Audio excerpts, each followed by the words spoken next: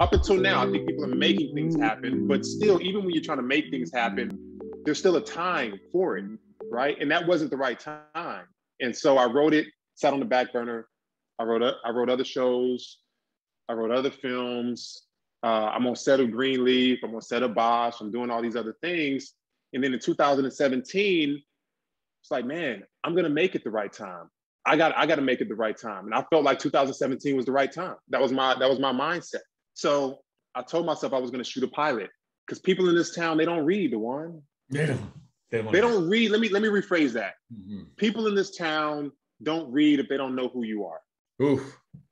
If they know who you are, they'll read your material very quickly, or they'll get coverage on it or whatever, then they'll read it. But if they don't know who you are, if you haven't built up a name for yourself in this business, they have no reason to read it. They don't have the confidence in it. And so you have to sometimes get people to vouch for you. You get this person to vouch for you, then this person to vouch for you, and then it gets over to the right person. They're like, oh, it's from this person. I don't know who it is, but this person said to read it, and this person said to read it. So I guess I'll read it, you know? So I was tired of waiting for that to happen. Right. And so I said, I'm just going to shoot something, because somebody will sit down and watch something before they sit down and read it from somebody who they don't know. Right. So I met Thomas Q. Jones, who's my producing partner. You know, I wanted him for an acting role on the show. And he was like, man, I believe in you. I believe in this vision. I believe in this idea. I want to be a part of it in a larger capacity. I want to help produce this thing.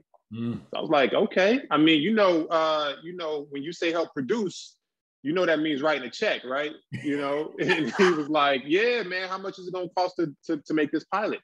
Gave him the price tag. It wasn't cheap. We split the cost. We shot the pilot at the end of 2017, the beginning of 2018. We had the edit done. And we started going out, you know? And I thought that was the right time, but it wasn't until 2 years later, 2020, during the pandemic, really is when things started to move forward. You know, we all right, hold up. So much good is coming out. Okay. I want to help everybody track with this. So, you know, big nuggets that came out of there was like, you wrote this and it sat.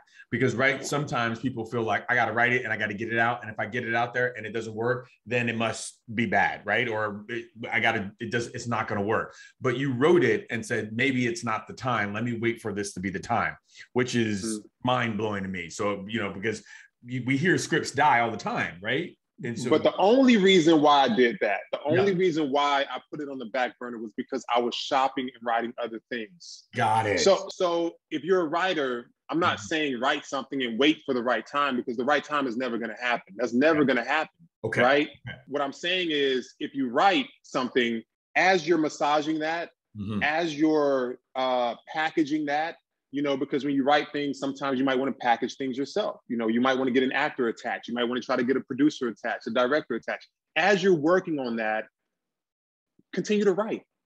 Yeah. Continue to write other things. And that project is going to happen when it's supposed to happen, as long as you're actively pursuing it. So even though I let it sit, I would still bring it up. I would still talk to people about it. I would still pitch it to different people at different parties around town. I would still, you know, if somebody said, what's your catalog? I would say, I have this, and this. If it was right for this person, I would pitch it to that person. So, you know, I wasn't full-time out. I was still active with it, but I was also writing other things and pitching other films. Like I shot a couple films in between that time. So it was really my own active mindset of working on other things that was the reason why it kind of sat, you know, when it sat. But I do think, yes, to your point, you know, there is a time for everything. And at that time, it just wasn't the right time because I hadn't met the right people. Great. And so much about this industry are the people on your team, the people who believe in you, the people you come in contact with to help build, you know, this package, you know, but go on. I'm sorry to interrupt. No, it's good. It's good. I want to make sure we're getting it. And another big thing that stuck out to me was that you didn't wait for anybody to shoot it yourself. You're like, I'm going to shoot this pilot. Of course, if you had $1 million, it could look totally different, but you're like, it sounds like I'm going to get this price tag. I'm going to shoot this.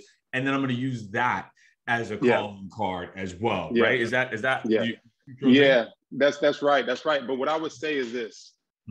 If you want to shoot something, if you want to shoot a sizzle reel, if you want to shoot a trailer for your film or your television show, if you want to shoot a full-on pilot, make sure that what you shoot is going to wow somebody.